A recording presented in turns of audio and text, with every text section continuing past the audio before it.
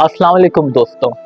जब बात होती है मोनालिसा की पेंटिंग तो दो सवाल हमारे जहन में उठते हैं।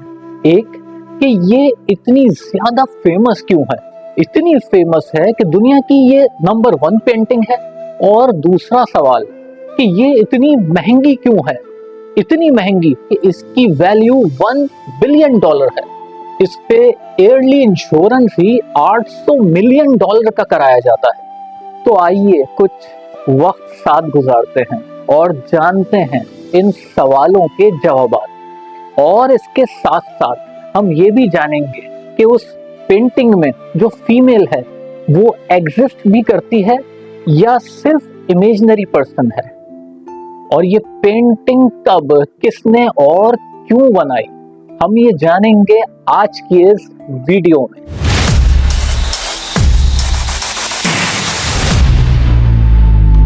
तो मोनालिसा की पेंटिंग को बनाया था 1503 में। कहीं कहीं लिखा हुआ है कि ये 1503 से 1514 के दरमियान में बनाई गई, क्योंकि ये एक बहुत पुरानी पेंटिंग है तो इस बात की क्लैरिटी नहीं है कि ये एक्चुअल किस ईयर में बनाई गई।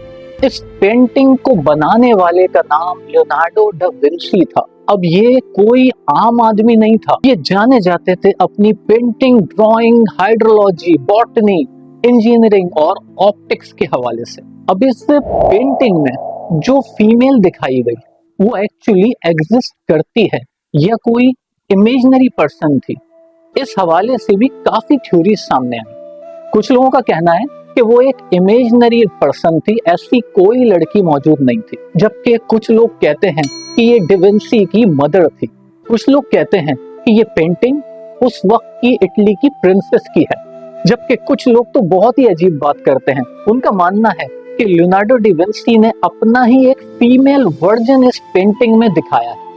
जॉर्जियो वसारी जो एक इटालियन आर्टिस्ट थे, उन्होंने दा विंची पर एक पूरी स्टोरी लिख डाली। उन्होंने अपने इस स्टोरी में बताया कि ये पोर्ट्रेट एक इटालियन फीमेल की थी जिसका नाम था लीजा गिरार्डिनी। लीजा गिरार्डिनी शादी हुई थी फ्रांसिस्को में मौजूद सिल्क ट्रेडर के साथ जिनका नाम था फ्रांसिस्को जियोकार्डो। तो इस तरह से इस पेंटिंग के दो नाम हैं, एक ला जियोकार्डो क्योंकि लीजा गिरार्डिनी की शादी हुई थी फ्रांसिस्को जियोकार्डो से, इसलिए उनका नाम हो गया था लीजा जियोकार्डो। जबकि इस पेंटिंग का दूसरा नाम है मैडोना लीजा। इटालियन में मैडोना का मतलब होता है मैडम, तो इस तरह मैडोना को शॉर्ट करके मोना किया गया और कंप्लीट नेम बना मोनालिसा। ये पेंटिंग मौजूद है फ्रांस में मौजूद लोवरे म्यूजियम में। अब इटली की पेंटिंग लोवरे म्यूजियम फ्रांस में कैसे आई? तो हुआ कुछ यूं था कि 1514 में फ्रांस के किंग फ्रांसिस वन ने इनवाइट किया दा विंची को कि वो आए और फ्रांस में आकर के रहें। तो लियोनार्डो दा विंची अपनी इस पेंटिंग के साथ शिफ्ट हो जाते हैं फ्रांस में और अपनी बाकी की लाइफ वो फ्रांस में ही गुजारते हैं। 1519 में उनकी डेथ हो जाती है और उनकी इस पेंटिंग को वो राजा अपने ही महल में रख लेता है। और फिर तकरीबन 150 इयर्स के बाद जब फ्रेंच रेवोल्यूशन आता है तो इस पेंटिंग को शिफ्ट कर दिया जाता है लोवरे म्यूजियम फ्रांस में। मोनालिसा की इस पेंटिंग के साथ एक बहुत ही फेमस किस्सा भी जुड़ा हुआ है, क्योंकि ये पेंटिंग इटली से ताल्लुक रखती थी लेकिन मौजूद थी फ्रांस में। तो इसीलिए इटली की गवर्नमेंट इस बात को पसंद नहीं कर रही थी कि उसकी ये पेंटिंग फ्रांस में मौजूद है, और इटली के लोग भी इस बात को पसंद नहीं कर रहे थे। इसीलिए इटली का एक बंदा फ्रांस में आकर के इस पेंटिंग को चुरा लेता है। यहाँ पर मैं इस स्टोरी को पहले थोड़ा पॉज दूंगा और पहले आपको ये बताऊंगा कि ये पेंटिंग इतनी मशहूर क्यों है। तो मोनालिसा की पेंटिंग जो कि येलो स्टोन पे बनी हुई है, शायद वो येलो वक्त के साथ साथ हो गई है। ये एक हाफ लेंथ पोर्ट्रेट है। ये पोर्ट्रेट आपको मुस्कुराती हुई नजर आती है, लेकिन इसकी खास बात यह है दा विंची ने इसको इतना महारत से बनाया है कि आप अगर अपनी तवज्जो इसकी मुस्कुराहट पे देंगे तो आपको लगेगा कि ये मुस्कुरा नहीं रही है, और आप अगर इसकी स्माइल पे फोकस नहीं करते तो आपको लगेगा कि ये मुस्कुरा रही है। तो हम वापस आते हैं उसी चोरी के किस्से पे।